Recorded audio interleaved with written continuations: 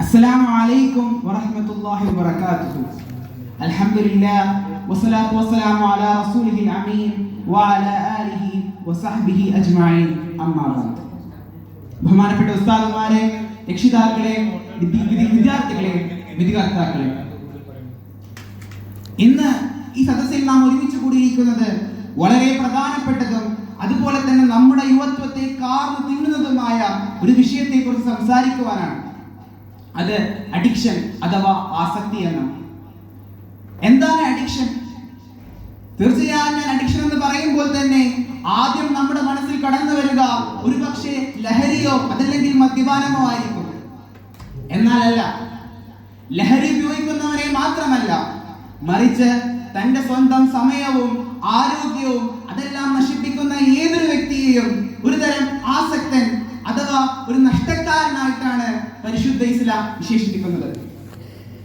ഇസ്ലാമിക വീക്ഷണത്തിൽ ഒരു വിശ്വാസിയുടെ ഏറ്റവും വലിയ ലക്ഷ്യം എന്ന് പറയുന്നത് തന്നെ അള്ളാഹുവിന്റെ പ്രീതി പിടിച്ചെടുക്കുക എന്നതാണ്. എന്നാൽ അതിൽ നിന്നും അവനെ വ്യതിചലിപ്പിക്കുകയും അതുപോലെ തന്നെ അവന്റെ ഊർജവും സമയവും ഉൽപാദന ശേഷിയും എല്ലാം നശിപ്പിക്കുന്ന ഏത് ഉപകാരമില്ലാത്ത ശീലവും ഒരു തരം ആസക്തിയാണ്. നമുക്ക് ചില ആസക്തികളിലേക്ക് നോക്കാം. അതിൽ ഒന്നാമത്തേതാണ് ഡിജിറ്റൽ അഡിക്ഷൻ. മണിക്കൂറുകളോളം മൊബൈൽ ഫോണുകളിലും സോഷ്യൽ മീഡിയകളിലും അതുപോലെ തന്നെ ഗെയിമുകളിലും മുഴുകിയിരിക്കുക. രണ്ടാമത്തേത് വിമർശനാസക്തി. ആവശ്യമില്ലാതെ മറ്റുള്ളവരുടെ ജീവിതത്തിലേക്ക് കടന്നു കയറുകയും അതുപോലെ തന്നെ അവരെ പറ്റി കുറ്റവും പരദൂഷണവും എല്ലാം പറഞ്ഞ സമയം കളയുക. മൂന്നാമത്തേതാണ് മടി. അലസതയോടുകൂടി മറ്റു ദിവസത്തിലേക്ക് മാറ്റിവെക്കുന്നതിന്റെ അടിമയാകൽ. ഇത്തരം ശീലങ്ങൾ ജീവിതത്തെ മാത്രമല്ല മറിച്ച് ഇഹപര ലോകത്തിന് വരെ ശക്തമായ കോട്ടങ്ങൾ സംഭവിക്കും. നമ്മുടെ ഈമാനിനും തഖ്വയ്ക്കും നാശം വരും. അതുകൊണ്ട് തന്നെ പ്രവാചകർ മുഹമ്മദ് മുസ്തഫ സല്ലല്ലാഹു അലൈഹി വസല്ലമ തങ്ങൾ വർഷങ്ങൾക്ക് മുമ്പ് തന്നെ നമുക്ക് ഇതിന് താക്കീത് നൽകിയിട്ടുണ്ട്. അത്തരത്തിലുള്ള ഒരു ഹദീസ് നമുക്ക് കാണാം. തീർച്ചയായും അള്ളാഹു നൽകിയ രണ്ട് അനുഗ്രഹങ്ങളാണ് മനുഷ്യന്റെ സമയവും അതുപോലെ തന്നെ ആരോഗ്യവും. യുവപ്രായത്തിൽ നമുക്ക് ഏറ്റവും അധികം ലഭിക്കുന്ന രണ്ട് കാര്യങ്ങളാണല്ലോ ഇവ. എന്നാൽ ഇവയിൽ നമ്മൾ നഷ്ടക്കാരാണ് എന്ന് നബി സല്ലല്ലാഹു അലൈഹി വസല്ലമ തങ്ങൾ നമ്മെ ഓർമ്മിപ്പിക്കുന്നത്. എന്നാൽ അതിനുള്ള പോംവഴിയും നബി സല്ലല്ലാഹു അലൈഹി വസല്ലമ തങ്ങൾ തന്നെ നമുക്ക് പറഞ്ഞിട്ടുണ്ട്. കുൻ ഫി ദുനിയാ കഅന്നക ഗരീബുൻ അവാബിൽ സബീൽ. ഈ ഭൂമിയിൽ നിങ്ങൾ ഒരു അപരിചിതനെ പോലെ അതല്ലെങ്കിൽ ഒരു വഴിപോക്കനെ പോലെയാവുക.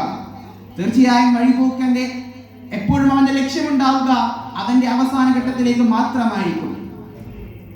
അതുകൊണ്ട് തന്നെ നമ്മുടെ അന്തിമ ലക്ഷ്യമായ പരലോകത്തിലേക്ക് മാത്രം ശ്രദ്ധ കേന്ദ്രീകരിക്കുക എന്നാണ് നബി സല്ലല്ലാഹു അലൈഹി വസല്ലമ തങ്ങൾ പറയുന്നത്.